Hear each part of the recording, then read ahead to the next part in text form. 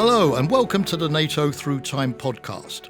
In this podcast, we explore more than 75 years of NATO history, looking at the key moments that have shaped the alliance. I'm your host, Jamie Shea. I worked at NATO for almost 40 years in a variety of roles, and so I had the good fortune to have a front row seat for many of these historical moments. I'll be joined by a group of young co-hosts who have been working with NATO to help explain its mission to the next generation. In each episode, we'll talk to diverse voices from NATO member countries, including former presidents and prime ministers, foreign and defence ministers, military officers, NATO officials, historians, journalists, and many more. We'll ask them about their first-hand experience of NATO history and reflect on NATO's past, present and future. Enjoy the show. Welcome to you most warmly to this first episode of the new NATO Through Time podcast. It's the 75th anniversary year of NATO in 2024, which makes NATO the longest running alliance in the history of humanity. A couple of decades ago, it outstripped the Athenian League against Sparta in ancient times. And as you can well imagine, if an alliance has gone for 75 years and is one of the primary international organisations on the globe and the West's primary collective defence organisation, it must have lived through a lot of history, through many crises, through many challenges, which it has had to overcome. So we thought that this is a story that deserves to be told. It's a very rich and it's a very interesting history. Although NATO has a rich history, much of it has been lived since the end of the Cold War, just now 30-odd years ago, and many of the great players and actors, the presidents, the prime ministers, the foreign ministers, the defence ministers, the diplomats who shaped that history are still around. They're still on the scene. So why not interview them and get their perspectives and the benefit of their experience as well? So that's exactly what we're going to be doing over the next few weeks and months as NATO heads up to its important 75th anniversary summit in Washington, D.C. In July. Fortunately, I don't have to do this all by myself. I've got an excellent team of co-hosts who are going to be working with me. They represent, fortunately for you, the younger generation. So let me now introduce my co-hosts who are going to be joining me for this podcast series and offering their perspectives, not only on the history, but what it means to them personally and for NATO's future. So first, over to you, Ben. Thank you, Jamie. So my name is Ben Wheeler. I'm from the United States. I got involved with NATO through the Youth Summit, and also it came during a critical time in 2022. 2 months earlier, Russia had renewed its invasion of Ukraine and the importance of NATO, which for a while it seemed the alliance was just kind of wandering around without a purpose, right? And then it became strictly straight into view, and that is what prompted my desire to get involved and to promote the alliance. Also, it came at a critical juncture that when the world's on fire, typically people look to my nation. So there was a need for people domestically to step up to make sure that we could step up abroad. So that's about me. I'll kick it off to one of the other co-hosts here. Okay, thanks, Ben. Great to have you. Now I turn to Maciej, please. Maciej, introduce yourself and also say why you were happy to be invited as a co-host to this podcast. Hello, everyone. My name is Maciej. I'm 29. I'm from Poland. I'm an actor. I was very happy to be invited. And my biggest hero in my life is my grandfather. He was a soldier during the Second World War. You know, he really loved Poland. He fought for peace during the Second World War, after the war, and he always wanted. For me and for the next generations to have freedom, to have security, to have peace, and he always mentioned NATO as the most important organization we as a country are in. And I didn't even think for 1 second if I should say yes. I immediately agreed. And we visited a lot of places with NATO, but we also been to the summit in Vilnius, and that's his hometown where he was born in 1924. And just being there with experiencing, the security, the power, and in his hometown where he, as a young kid, really dreamed of it was absolutely deep touching. And to be honest, I do a lot of things here in Poland, some stuff also internationally, but nothing makes me so proud and happy as this cooperation. And I'm very happy to be here, and also to meet with you, Jamie, such an extraordinary person and a NATO's legend. So I'm very curious about your stories and our conversations.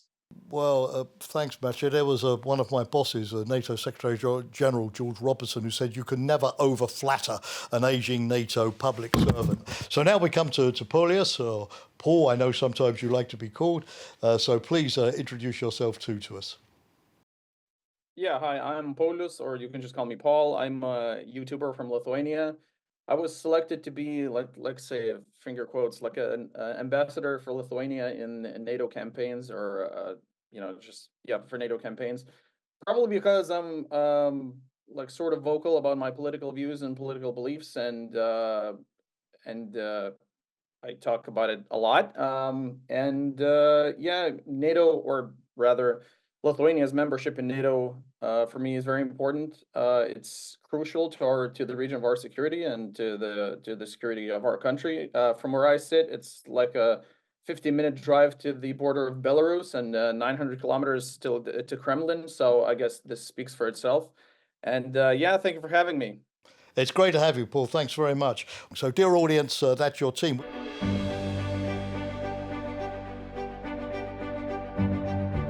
So let's begin. I've picked today sort of 4 turning points in NATO's history, which had a big impact, not just at the time, but in shaping the alliance that we have today. The great German historian Friedrich von Schlegel said the historian is a prophet looking backwards. So we'll be looking backwards precisely to look forward. And I suppose you have to begin at the beginning. That's pretty logical, right?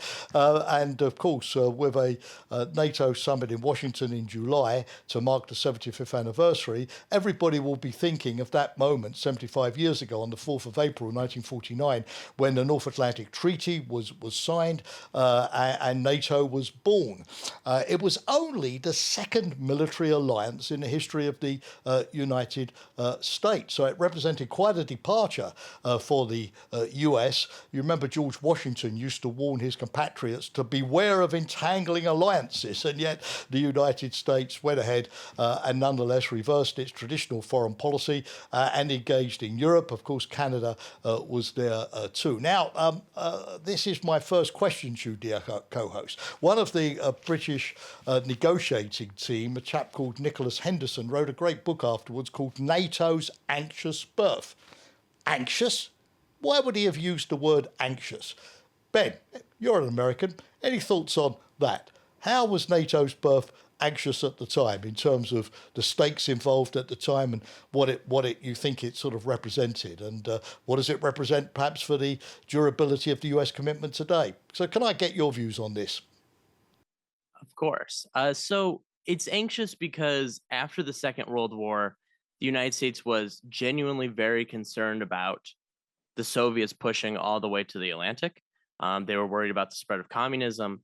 This was an obsession that it really took over all of American policymaking for the next 40 years. So it became as this, and I also believe that a lot of the anxious start, perhaps from the British point of view, is whether or not the Americans would actually uphold their end of the deal when it came to a military alliance, right? Because, let's face it, we're on the other side of an ocean. We don't really get involved in that. The 2 world wars we did get involved in, you had to really pull our teeth to get us to do it. I think that's, why that's, kind of an anxious start. But I think that anxiety hasn't really gone away, though, because Article 5 has only been used once, and it was because of the United States using on 9/11. I think there's still, due to some comments domestically, a kind of a distrust in America's commitment to their European allies. Americans as a whole Americans love Europe, but they reject the idea of being obligated or tied to Europe in any way. And you see this reflect in policy at times. And so rightfully, people get a little anxious about it. So I hope that answers your question, but in reality, that's why it's an anxious start there.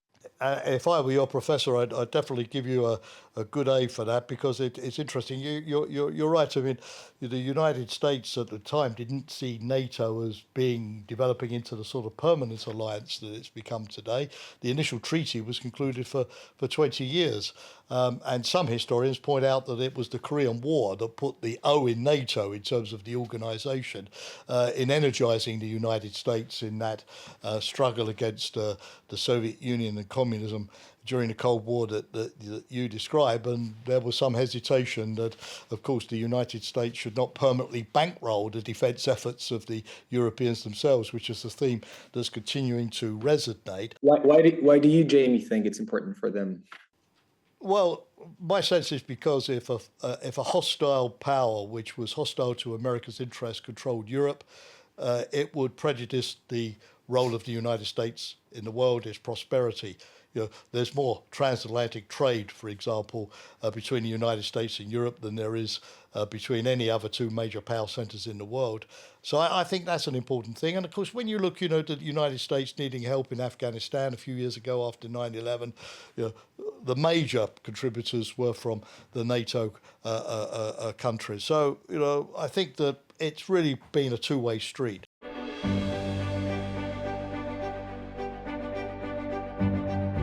Okay, let me come to number two today. The fall of the Berlin Wall. I lived that moment on the 9th of November 1989 when, that moment of exhilaration and the Berlin Wall came down. And there was a Soviet academician, Georgy Arbadov, probably very few may remember him now, but he used to go around saying, "We Russians have done something terrible to you. We've taken away your threat." And after 1989, where the Warsaw Pact then collapsed, the Soviet Union collapsed, NATO's values had won out. The Cold War was at an end. Lots of people sort of, said, well, why do we still need NATO? But I mean, that's if you believe that there's no longer a military threat, right? Like you said. Why would we need NATO if there's no longer a military threat? That is if you believe that there is no military threat. We Lithuanians, I mean, again, I'm super biased, but we Lithuanians have been occupied by Russia, I think, like 3 times. So for us, it's never a non-existing threat. Yeah. For us, it's always a threat. Yeah. Paul, that's what I think, personally, which is why I asked you the question. I think that, even after 1989, nobody wanted the United States to leave Europe because the US presence in Europe had been stabilising and good for European security. Nobody wanted to go back to purely national defence policies because in the 20th century, they led Europe astray. And I think everybody sort of quite liked the idea that there was a North Atlantic Council where big, small, lots of military forces, small forces. You could come round a table, discuss security issues in common, decide in common. Even if you were a small country, your voice was heard, you shaped a consensus. That was a culture of sort of sharing security in the same way that you have a collective insurance policy. So that's my take, at least, on why, even after 1989, people thought, well, maybe there won't be a great threat, but we don't want to give up the benefits of, handling security together across the Atlantic that we have. Ben, you convinced by those arguments? Yes or no? Yeah, I think the reason it was kept around is it became the United States unipolar moment, and they were determined to, fulfill this Wilsonian, Rooseveltian view of the United States being the indispensable nation, of intervening for humanitarian purposes in spreading freedom and democracy. Now, whether or not that got derailed is up for debate, but that is why they kept it around, right? It's this so they can intervene in the Baltics during Balkans during the war. Also, so they could, obviously when Saddam took Kuwait. I mean, it's all these various things. It helped propel the United States unipolar moment. That's why they kept it around.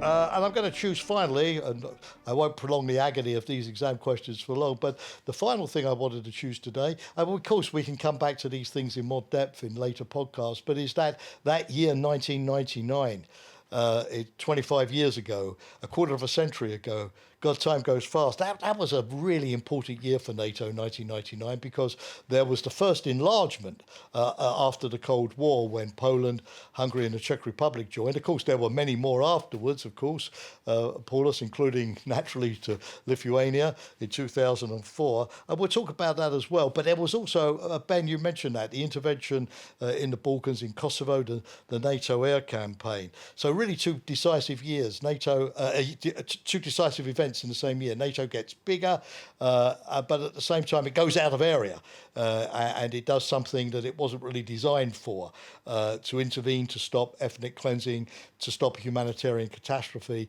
to stabilise a country beyond its region. So, Gab, what do you sort of sense about the significance of that year, 1999? What does it sort of mean for you? I was 4 years old back then, but yeah, it's pretty unfair question in that case.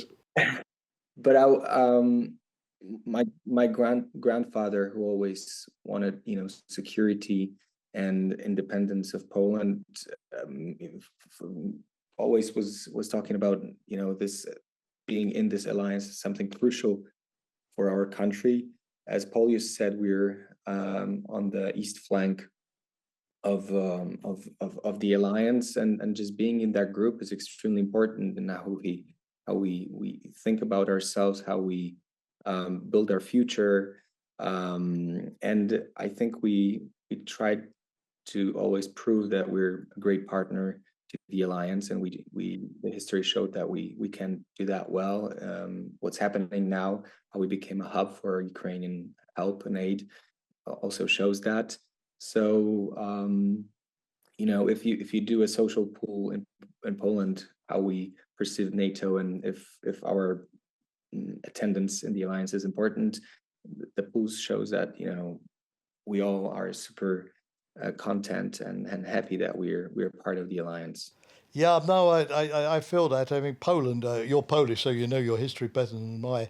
But Poland was partitioned 3 times in the 18th century, you remember? And its borders shifted constantly throughout its history as it, tried to become a consolidated, stable nation. And to my sense, the great thing when Poland came into NATO, you really had this sense that, the not just security, but the national identity as a nation. No more partitions, no more changing borders. All of that insecurity that Poland had suffered had come to an end, and that Poland was now, taking its rightful seat at the table as an important European country. I imagine the Czech Republic and Hungary may have felt the same way, but for me at least that resonated quite a bit during trips to Warsaw. We're almost out of time here, so Paul, before I wrap up with this quick panorama through 3 turning points in NATO history, give you a chance for a final comment. One of the things that really interests me is in 1999, right, when we had the first expansion, first wave of post-Cold War enlargement, let's call it that. Like, what was, since you, Jamie, are sort of this treasure chest of history, right, living history, sorry to call you You're being really kind to me on this first podcast.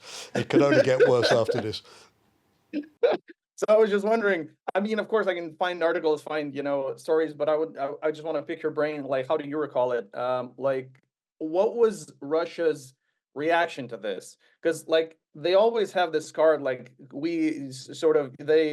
trying to occupy Ukraine because now, oh my God, because now we're bordering with NATO countries, even though they already do border with NATO countries after the second wave. But after the first wave, right? So what was the reaction? Because you already mentioned that it was controversial, but how controversial? What was the reaction?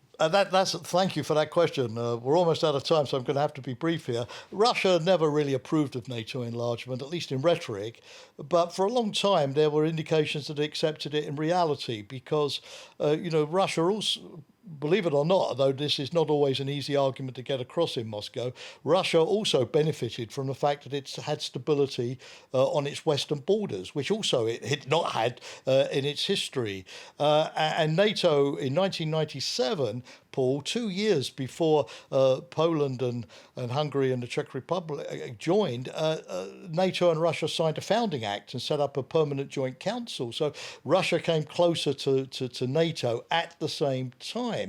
And for a while, relations bilaterally, for example, between Poland and Russia also improved. So the idea that, it was security for one at the price of insecurity for the other, I honestly don't think is based in historical fact. We had years in which NATO enlarged, and in places like Afghanistan, in dealing with terrorism, NATO and Russia improved their relationship quite significantly as well. So why Russia suddenly sort of changed its mind to believing that there was some kind of incompatibility between the two? Well, that's a big issue, obviously, Paul, for European security today, and we'll have to get to it as well.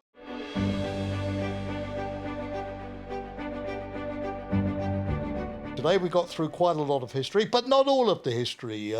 The terrorist attacks against New York and Washington in 2001 led to NATO invoking its collective defence mechanism, Article 5, for the first time. Ben, you mentioned that earlier on, so thank you for doing so, because that's an important reference point. We'll need to look more at NATO's role in the Balkans and other military activities. We'll need to look at collective defence today, relations with Russia, all of these big issues. But I hope, dear audience, that at the very least this first podcast has whetted your appetite for NATO history. But before, co-host, I let you off the hook entirely, just in one sentence, difficult but possible, beginning with Ben, just sort of give me a sense of what your takeaway is and what you're most interested in when it comes to NATO history.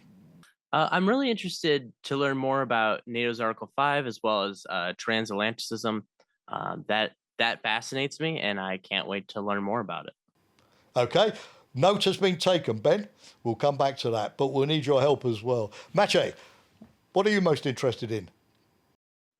I would be really interested in diving into the NATO's Open Door from 1999 subject and listening to what your dear guests will have to say. Paul, then, please.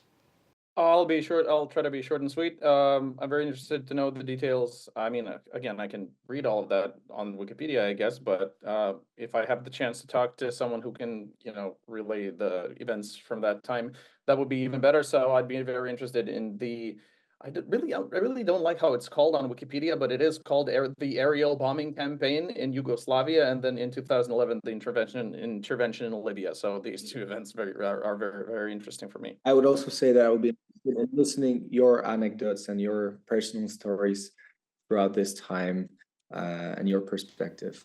Well, in that case, we may need 150 podcasts, Maciej. I'm not sure if my NATO Public Diplomacy Division colleagues are going to lose sleep at that thought. But thanks a lot for the suggestions. That's great. No absence of things to talk about. So again, enough for today. Thanks again, dear audience, for listening and being with us. And please tune into our next podcast very soon. But from NATO headquarters in Brussels, for today, goodbye.